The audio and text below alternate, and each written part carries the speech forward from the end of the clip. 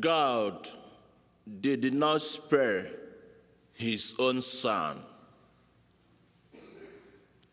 God didn't spare his own son. The second sentence from the second reading. God did not spare his own son. Going through the readings of today, the word, the terminology, son, from the first reading,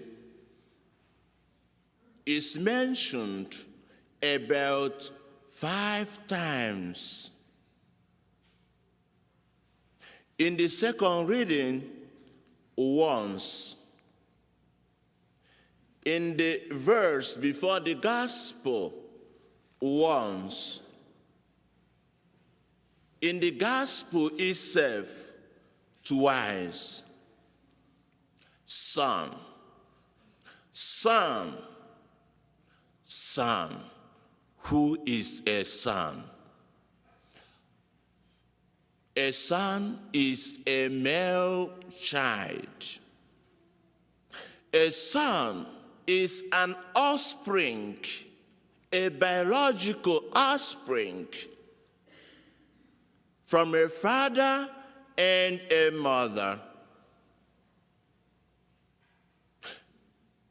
Whenever you have a son, there is an affection that exists between a father and a son, between a mother and a son.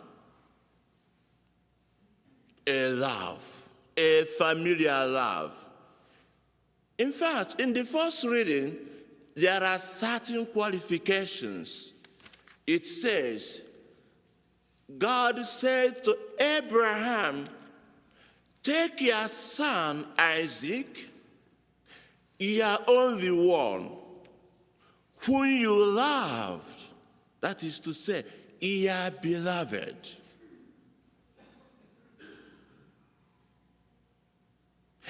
This affection, this qualification of a son will tell you the import of a son in a family.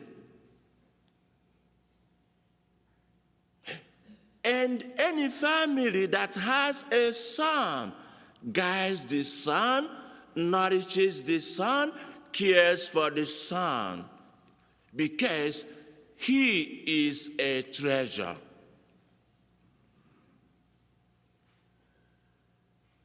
Within this context that the second reading is telling us, the son God had, he didn't spare him.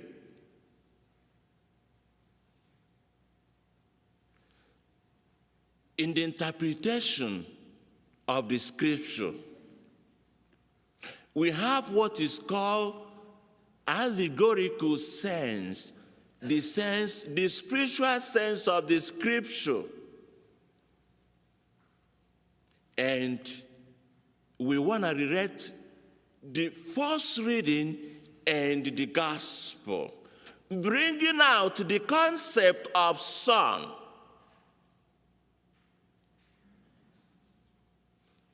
God said to Isaac, said to Abraham, bring your son Isaac, your beloved, your only one.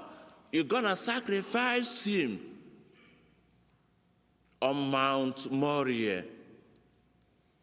The transfiguration of Jesus, the revelation of a son in the gospel. Remember where we started. God didn't spare his only son. When he began the journey for the sacrifice, remember, Abraham is the one to do the sacrifice. He has to use his son, Isaac, for the sacrifice. Isaac carried the wood of the sacrifice, going to Mount Moriah, the Son, God didn't spare, and that is Jesus Christ. He carried his cross going to Mount Calvary, or Golgotha, where he was crucified.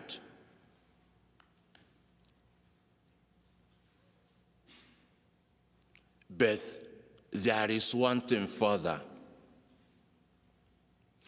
Abraham has to do the sacrifice. He has to use the son to do the sacrifice. So the person, the priest, to do the sacrifice is differentiated from the victim, who will be the Isaac. But in the case of Jesus Christ, he was both the victim and the priest. He was the person to do the sacrifice, and he's gonna use himself for the sacrifice. Isaac asked Abraham, we have the wood, we have the fire, where is the ram for sacrifice? Abraham responded in the future. He didn't respond in the present. He said, God will bring the ram for the sacrifice in the future. And eventually, God brought Jesus for the sacrifice.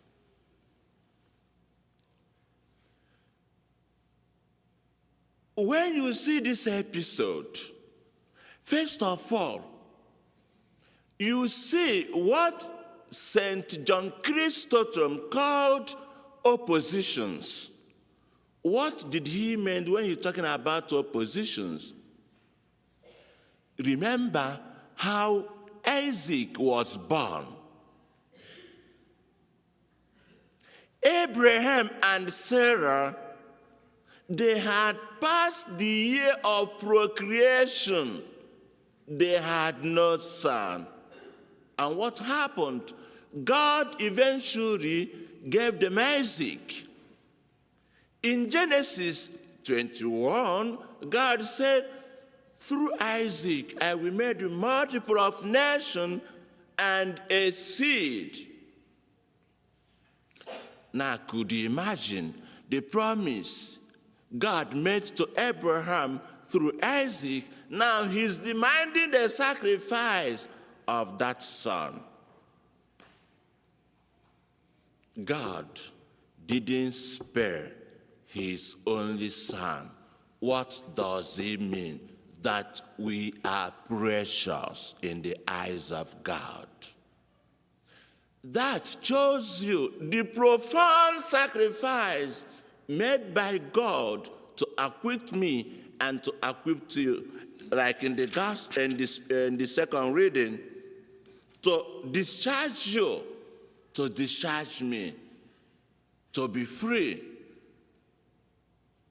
Moses and Elijah appeared in the gospel conversing about the passion and death of the Son and what the Son will accomplish in Jerusalem.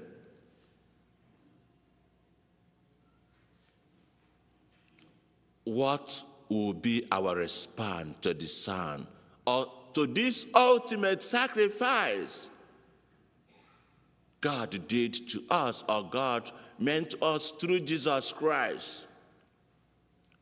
One, the responsorial psalm, I will walk in the presence of God. I will walk in the presence of God.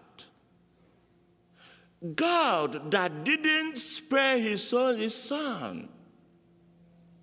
What is my reaction to this ultimate sacrifice? And what is your reaction? I will walk in the presence of God. Secondly, listen to him. very urgent in our world today because there are so many outlets giving out information. You have your Facebook, you have your Instagram, you have your Twitter. You can multiply the examples. Where do you listen to? You listen to Facebook, what is said in the Facebook, anonymous author, listening to his son. You listen to Twitter, who is tweeting? Do you know the person? Do you know the background? You listen to Instagram?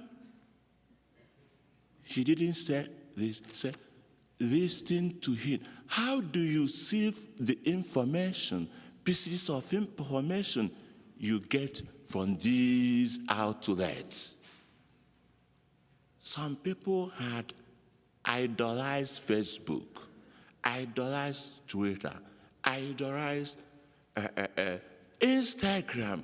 They consume everything that is said. Listen to him.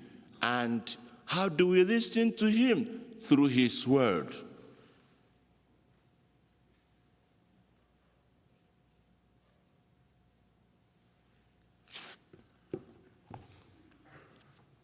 The Gospel of St. John, chapter 3, verse 16. Some did doubt the concept of a son. God so loved the world that he gave his only son. God didn't spare his only son.